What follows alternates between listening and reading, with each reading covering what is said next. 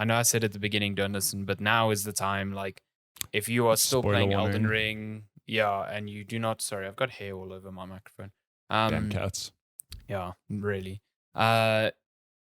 We've both finished the game now. Well, it was mostly Matty waiting for me to finish the game. I finished it now after, I think my run was like 98 hours. So my we first just one was about 103, so similar yeah, times. we're just gonna gush about this game. No holds barred. No holds barred. So yeah, Yeah, I'm Elden curious to Ring know is good. your thoughts. Yeah, Elden Ring after is all good. this time, you finally rolled credits on Elden Ring. Elden Ring is good. It is, I will say, maybe, I don't think this is controversial though, maybe slightly too long, but still very good. I thoroughly enjoyed a lot of the time I spent exploring its world. I think that's probably its greatest strength, is just what an insanely well realized open world that design reminds you that open worlds can be fun to explore. I think, to be honest, this, I don't know if they learned lessons from it or just expanded on it, but this is the first game I've played since Breath of the Wild that is like, oh, you guys 100%. understood. You understood what made that game special, and you just improved on it in so many different ways, while also retaining From Software's flavor of really intricately connected worlds and subspaces. Yeah, I think that's probably the best part. Like, the first couple of hours exploring Limgrave and then the Looney of the Lakes, just incredible. I think some of it kind of dissipates by the end, and I think that's why I say it's slightly too long. Like the snowfields that you visit near the end of the game they feel quite linear in comparison to the rest of the game, and then the fact that the last 10 or so hours feel like more of a boss rush than anything else.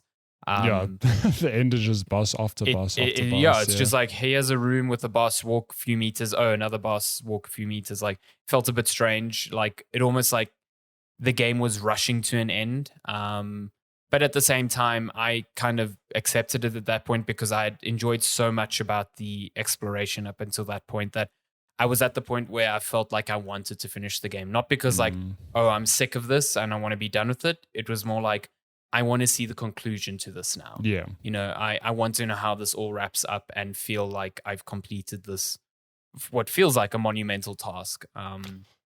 It's good. It's really, really good.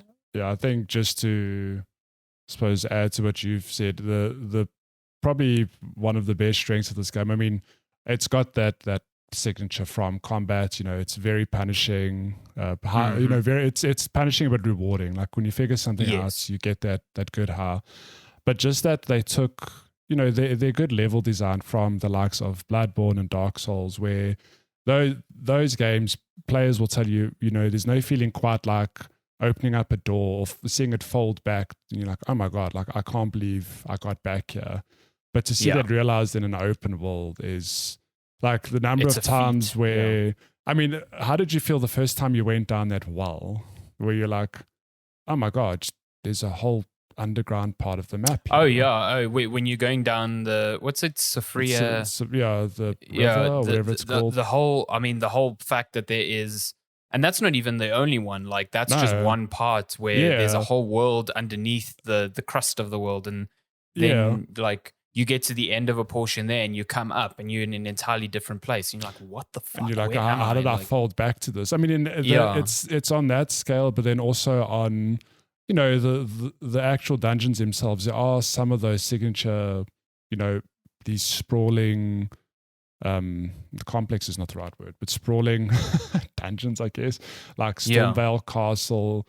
A Volcano Manor has some wild design where things fold into each other. It's crazy. And those feel like your traditional From Software dungeons, where it's like, oh, there's a specific path through this place, but there are shortcuts here and there to get to like resting points and stuff. So I like that they peppered those in between. It's something that I think, thinking back, that I wish Breath of the Wild did, where you had this incredible open world and you had the divine beasts, which were meant to act as your traditional dungeons. Yeah. And the divine beasts, I think, were a real big experiment on dungeon design, because it was like a dungeon that the puzzle was how you could change the formats of the dungeon rather than just being a puzzle in getting through it. Yeah. And I appreciated it at the time, but I know a lot of people wanted the more traditional Zelda dungeons, and I get that. So I think From here kind of gave us that. It was like, here's your open world, but if you really loved your Bloodborne, you really loved your Dark Souls, and you love the very intricate maze-like castles. Oh, damn, that was a harsh death there. So mad. If you love those intricately like design mazes, we still have those. Like you said, Stormvale Castle, Raya Lucaria Academy is like that. And I think later on, like Volcano Manor is similar to that. I mean, the capital is just Lindell's a massive example of that.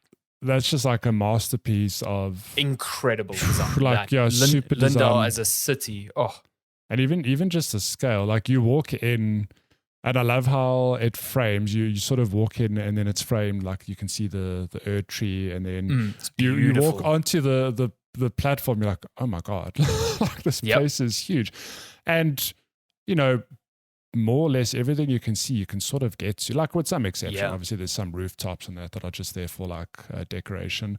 But then you explore this whole city, and that in itself will take you a long time. And then, oh my God, there's a whole part of the map underneath the city, which again, a it's whole like, sewer system, which is a whole other thing. Yeah, it's crazy. The level, Lindell's a high point in that game. Like, it is unmatched. And I'm just watching this footage now. I've never fucking been here. So this is a part of Volcano. And again, like, you could miss this. Like, there are different ways to get to Rykart, but this is the route you go if you're speeding through the game. Because I think so the way you got here to Volcano Manor was being killed by the Iron Maiden at the bottom of Raya Lucaria. But I remember reading that there are two ways that you can go. You can, depending on where you go, if you go left or right, you will either fight the Godskin Noble or the Godskin Apostle. And if you hit the Apostle, then you basically just end up like jumping out by the entrance of Volcano Manor. Yeah. And I guess if you go left, you get Godskin Noble and this whole fucking palace in lava, which I've never seen in my life. So, and then a portal to Rykart. Okay. So that's worth mentioning that, okay, you put what, 98 hours into your first playthrough. I put just over 100 hours. So I did the thing of diving straight back in for a second playthrough with a different build. So first character was Melee Bleed. Second character, I think that's most people's first build. Like, it's just such a satisfying build. Yeah. It's so good. Yeah. Then I went, Melee Mage with some spells and some good incantation. Well, not incantations, I guess. That's faith. But yeah, so my second playthrough was 60 hours and it's shorter, but I still spent time poking around, and I saw things that I just missed on my first playthrough. Like, I thought I was pretty thorough, and like, I get it. You get people who have put like, let's say 200 hours into the game, and they really have seen every damn corner of the map. In my first playthrough, I feel that I did, go everywhere there was to be seen, and I did run alongside cliffs to see if there were mines or dungeons or whatever.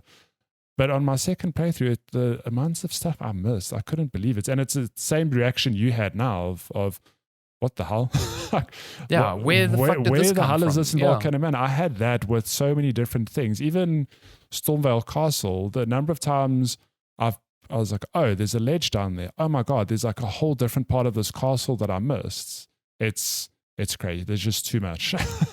So I think, the fuck are you now? I haven't seen this. No, you might have seen this. You'll recognize this blacksmith. Oh yeah, okay, no, this guy. Yeah, so this guy's cool. Remember, because of the speedrun, you use the teleporters to cover distances pretty quickly. Yes. So you go to this dude to up your weapons and buy some smithing stones. Oh, because you haven't unlocked the round table hold yet? No, I have, but you can buy smithing stones from this guy. Right. So it jumpstarts you to level 6 straight up. Well, level 4. Okay. Yeah. So I think the only criticism I'll have in the game, and I agree with you, is that it's like saying it's too long. I don't know. It's a bit ambiguous. It's because the game is as long as you want it to be. You could just hightail it to whatever. You are sort of given an idea of like, oh, you need to do this, and okay, I should go here. So you could really condense the game down to, I'd say, 40, 50 hours. Even that's being a bit conservative. But I think my biggest criticism of the game is that there is some extra fluff. Like, I know there's tons of dungeons but you start getting repeat bosses, which, again, I take my hat off to them that they thought, we're going to make 1 million different dungeons. And it would be wild to expect a unique boss per dungeon. But it almost feels like you could have reined that in just a little bit. Yes. Yeah. I'm not quite agree, sure how, 100%. but yeah, I totally panicked. I agree 100%. Like that's the thing that at the beginning seems so incredible. Like you're doing these little mini dungeons or like what are they called? The heroes' graves. Oh, yeah. And you're like, oh, this is incredible. Like there's, bosses at the end of these, all of these feel different, whatever, but not even 50 hours in, you're like, I was stopping doing them because I was like, this is actually a waste of my time. I was going in there sometimes to get like certain crafting materials, like you need them for your summons, and they only really appear there. But a lot of the times when I got to the boss there, I was just summoning my mimic because I was like, I really could not give a shit about fighting this boss for the third time. Like I'll just, and again, like I say summoning the mimic as if like that's how I cheese the game. And, for anyone who used summons, I think that is totally fine. It is part of the game, and it is why a lot of people have enjoyed this game because that gives you an extra edge in boss fights. I tried not to use it as much because I felt that at least in the way that I'd configured mine, it made a lot of boss fights very easy. And I didn't want to feel that, you know what I mean? So it depends on what you want from the game. Like if you're here just to beat the bosses, like by all means, fucking do whatever you want. It's a mechanic in the game. And I'm kind of glad that they added it because it allows people to enjoy the game at that pace. But I was telling you yesterday, like I want to play the game again just so I can face like Melania, and Malekith without the summon, because you see, again, at that point, I played the game for so long that my patience for like, oh God, am I really going to spend 10 hours on Melania? I just had none of it. I was just like, I can't bring myself to get into that headspace. So, I used a summon, and sure, I still had to beat her, but like it made it much, much easier. Yeah. But it's cool that that's there, and I think that's also why Elden Ring is hit with so many other people. It's because it's so much easier to get into. And that's not to say, oh, they've made the game easier and now it's not, the hardcore experience that the other games are. It is talk to anyone and they will tell you Melania is probably the hardest boss From has ever designed. Yeah. Like, because she's like to the point where I think she's fucking unfair. Like it's actually bullshit at times. So there is that sort of challenge here in the game, but there are far more ways to deal with it as well, I think, which is good. Yeah, I just think it's clever. It's almost like, because I mean, it feels that every From game that comes out, there's always a discussion on why don't they include an easy mode? Like they're gating off so many players because it's just too hard. I don't know. I feel like it's weird how they go about things in a roundabout way, because at no point was it communicated like, oh yeah, if you struggle with these games, like we've got mimic tiers or summons to make. It is just kind of like, oh, here's Elden Ring, oh, you can summon people, it's like, oh, okay, cool. It wasn't, like you said, it's not communicated as like, this is if you're having trouble. Yeah. It's just like, this is a mechanic. But it turns out that it is a very roundabout way of them going, and roundabout but smart way of them going, no, the game can be made as accessible as you want it to be. Yeah, and far easier if you want it to be. So, I mean, we know two friends, Mick and Kervin, who they were very upfront saying like they've tried From games before, just didn't gel, and they've always bounced off. And then Elden Ring just had enough hype that they're like, well, like, let's just try it out. Give it a go. Yeah. And they both fell in love. Like, I know Miklas is busy with his second playthrough now, and he's very adamant, like, Elden Ring is one of the best games he's ever played. Yep. And Yep. that gives people like me such joy because it's like, thank you. Like you are now another person who understands how like genius From are. Like they really are a special studio that people have tried to replicate this combat and they just don't get it right. People have tried to replicate this sort of level design. And I like, not to say that there aren't well-designed games, but there's just nothing like this. Like you know when you're playing a From game, you just know. And I think it's so cool that there are these tools that allow players to make the game as palatable as they want it to be. It's like people like me, I never used summons in my first playthrough because I wanted that hard traditional challenge, you know? But then you best believe on my second playthrough, I was messing around with all of the summons, everything, and I had just as much fun. So yeah. Just giving them a go because you're like, oh, what did I miss out on the first? Exactly, and to be fair, I didn't engage with them at all until very late in my playthrough, about like 70 hours in. And it was literally because I got to a boss, Commander Nile. That guy. Nile, and he was like summoning like enemies to help him. And I was like, this feels unfair. So I'm like, I'm going to do the same thing. Like, I'm going to level the playing field. Yeah, I was like, this mechanic is here. He's literally using the exact same thing against me. So I'm just going to, do that as well. So, but, like you said, Kervin and Mick, they use summons for a bunch of fights in the game. And I think Kervin at one time was like, I've got no pride. I'll fucking use it whenever I want. And like, why not? But like, more power to you. For me, you still get people on, Reddit threads and Twitter gatekeeping, like, oh, if you used the mimic tier, like, you didn't play the game right. You robbed yourself of the right experience. I'm like, if those tools weren't there, these people would just not have played the game by default. They would have died a couple of times. Like, it's too hard. I don't have time to commit to this. I'm just going to bounce. Also, these are the same fucking people, like, straight up, that will, when people say, oh, From should add an easy mode, they'll be like, you must respect the developer's intent. The developer's intent here is a mimic. It is in the game. It is programmed in there. It is designed to work the way it works. If people want to use it, that is within the confines of the game. It's the same reason, like, I'm pretty sure people on Reddit would have hated me because I used a mimic and I used Tears of Blood. Is that the sword? Is that what it's called? The Rivers of Blood. Oh, yeah. Rivers of Blood, that's the one. That weapon gets so much hate on the Reddit. I'm like, it's there. People it's a good weapon. just want... people are so attached to, like, I did it this way and it was hard this way. And if you chose any other easier path, then you're not as valid. Like, fuck off. I don't know. That is the one part of From games that I wish never existed. But it's such a weird reaction because I get the complete opposite where, like I said earlier, it gives me such joy that Mick and Kervin have got to play this game and experience it and fall in love with it. I know if there weren't, summons or whatever, they would have probably just bounced. Like, I don't have the time to commit to this. Like, I could probably learn how to do it. It's because people say like, oh no, I get it. It's a muscle thing. You just got to learn the pattern. Some people don't want to put the time to do that. Yeah, and that's totally valid. I don't know why you get any joy out of making people like that feel shit. Like, it doesn't take anything away from your way. Exactly, I don't know. I was just very glad that I played this game. Like all the From games before, I've played like Bloodborne and Dark Souls 3, kind of out of step from when they're released. So I was never playing with other people who were playing at the same time. I think the only one that I did was probably Demon's Souls with you at launch.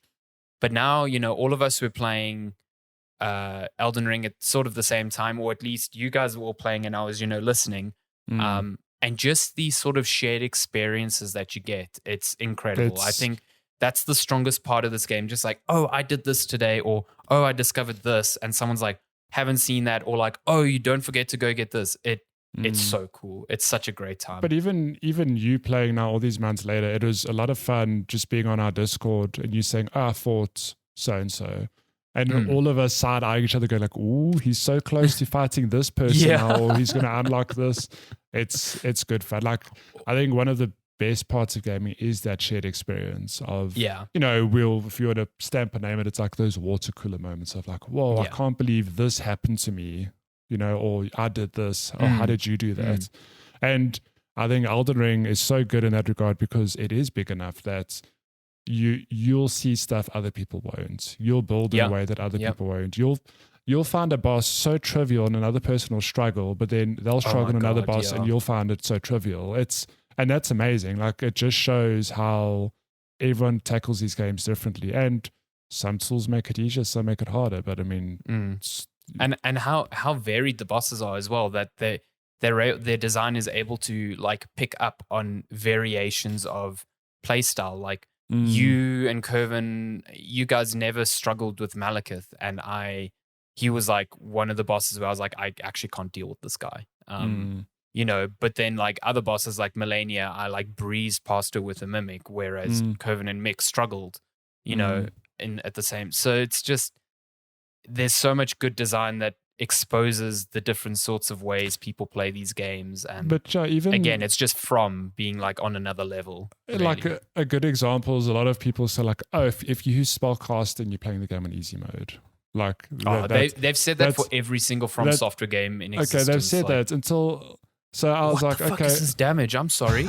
You just hit Margaret twice and he's nearly dead. This is one of the first bosses. Now I'm very strong now. Okay. So imagine my second playthrough and I'm a mage. I'm going to cast spells. Who's the first like open world enemy you stumble upon after getting out of that grave? It's the tree sentinel, right? Mm-hmm. So I'm like, I'm going to just glintstone pebble this dude.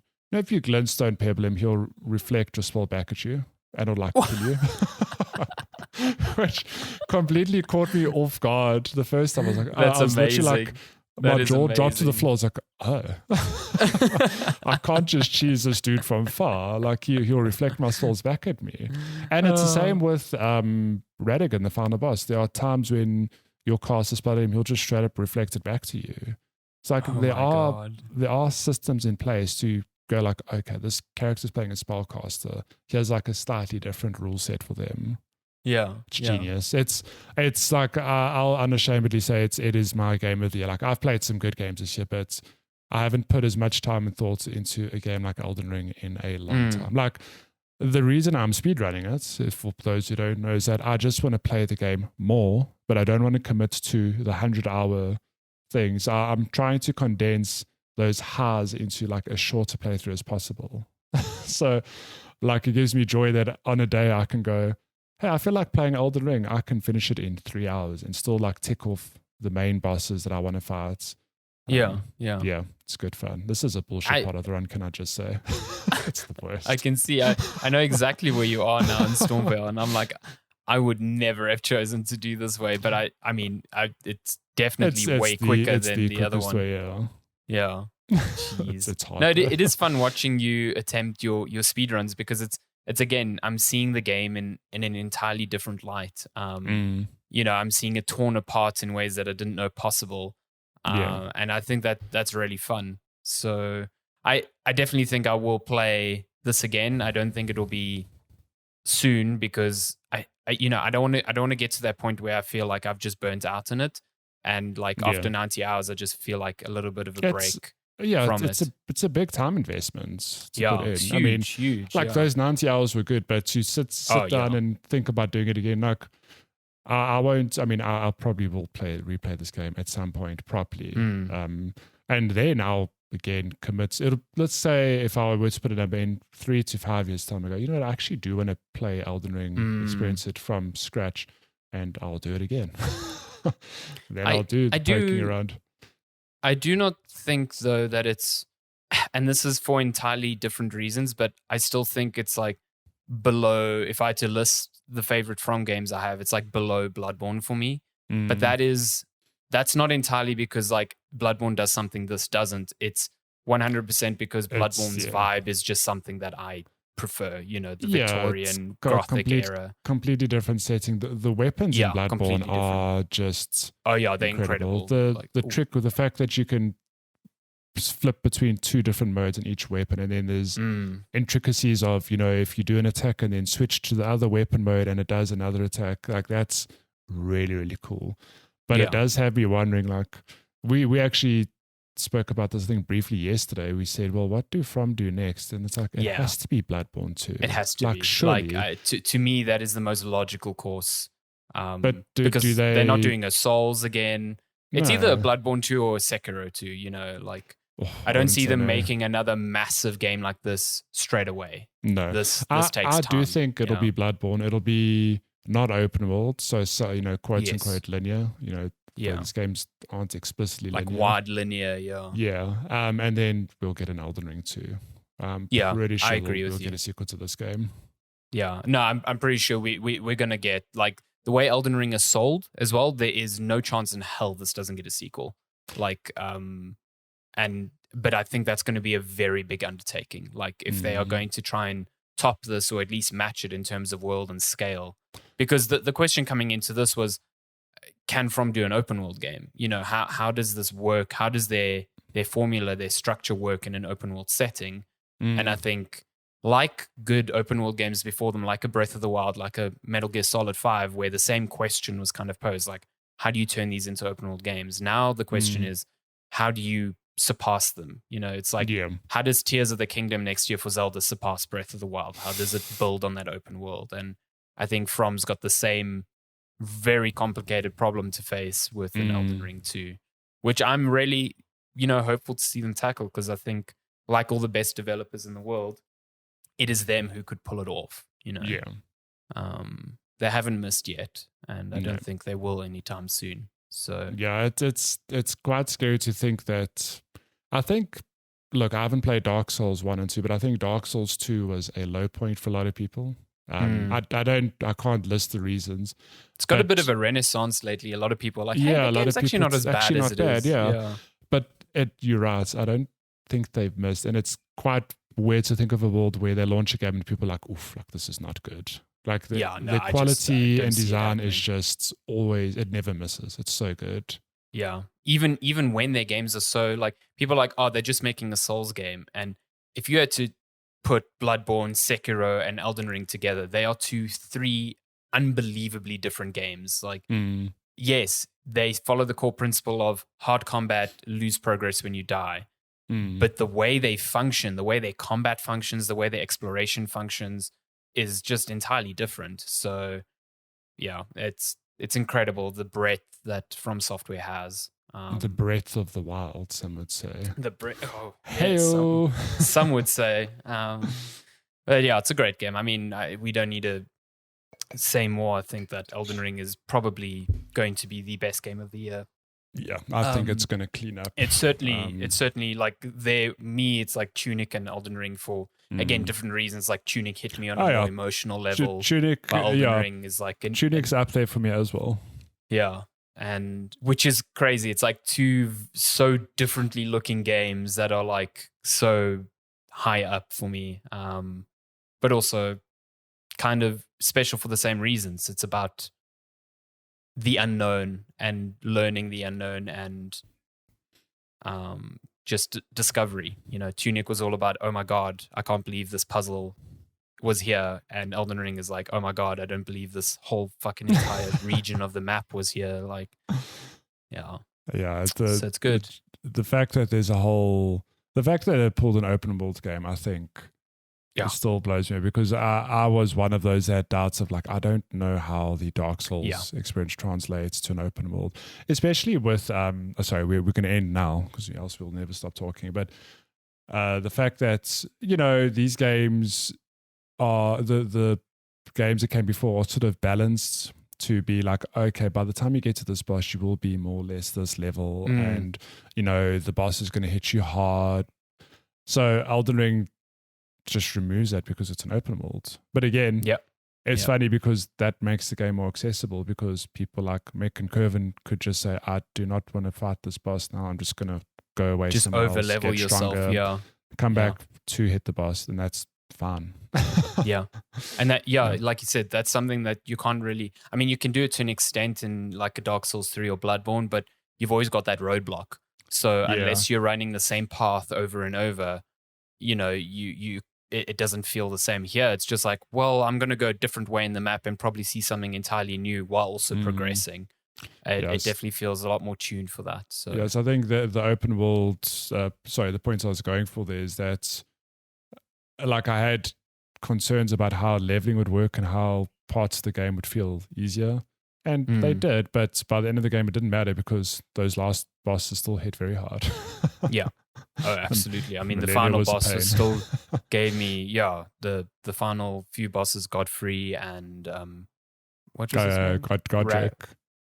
Godfrey. Godfrey and Radigan. My bad. Radigan gave me some issues. Yeah. So, this is what I was talking about. I was talking about the two Iron Maidens, and then you end up like in Volcano Manor proper.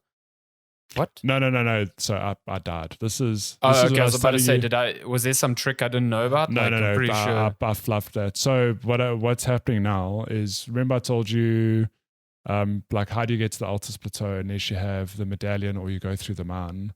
It's Yes. you start in Volcano Manor, you go to the depths of Volcano Manor. Oh, and this takes you to Altus Plateau. I can actually just scrap this before we end this discussion. So look at this. You kill them.